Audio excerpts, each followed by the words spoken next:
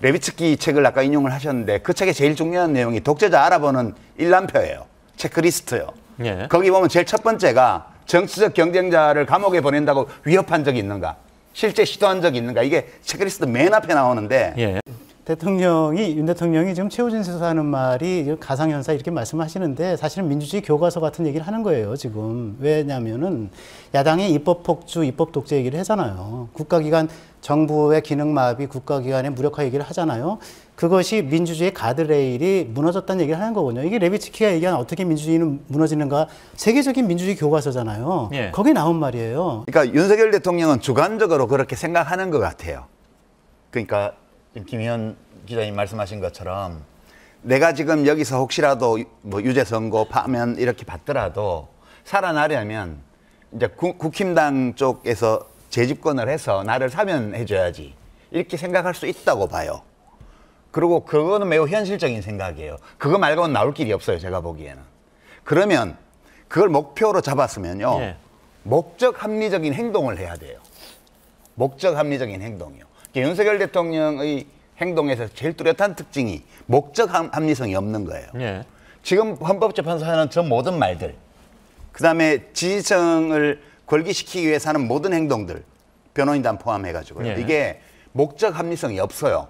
그렇게 하려면 국힘당이 이 탄핵의 늪을 빨리 빠져나와가지고 정치적으로 재기해서 대선에서 이길 수 있는 기반을 만들어줘야 되잖아요. 근데 지금 하고 있는 모든 행위는 그 목표를 해쳐요. 그러니까 이제 이번 대선 만약 탄핵이 인용되어서 조기 대선을 하게 되면 예. 후보들이 나와서 그 논쟁을 할 겁니다. 대통령 되시면 사면 복권할 거예요? 윤석열 대통령?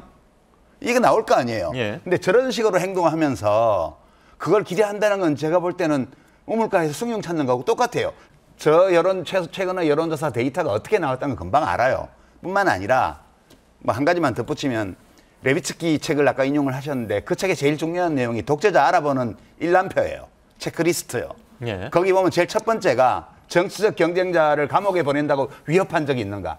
실제 시도한 적이 있는가? 이게 체크리스트 맨 앞에 나오는데 예. 윤석열 대통령이 취임하자마자 계속 한 일이 그거예요. 그러니까 그 책의 그 체크리스트에 따르면 히틀러와 유사한 사람이에요. 윤석열 대통령은. 그러니까 지금 그 행동을 계속하고 있는 거는 자기 자신을 사면 복권시켜주겠다는 공약을 할 수 없게 만드는 거거든요, 지금. 그러니까 너무너무 어리석어요. 그러니까 윤석열 대통령은 주관적으로 그렇게 생각하는 것 같아요. 그러니까 김희연 기자님 말씀하신 것처럼 내가 지금 여기서 혹시라도 뭐 유죄 선고 파면 이렇게 받더라도 살아나려면 이제 국힘당 쪽에서 재집권을 해서 나를 사면해줘야지 이렇게 생각할 수 있다고 봐요. 그리고 그거는 매우 현실적인 생각이에요. 그거 말고는 나올 길이 없어요, 제가 보기엔.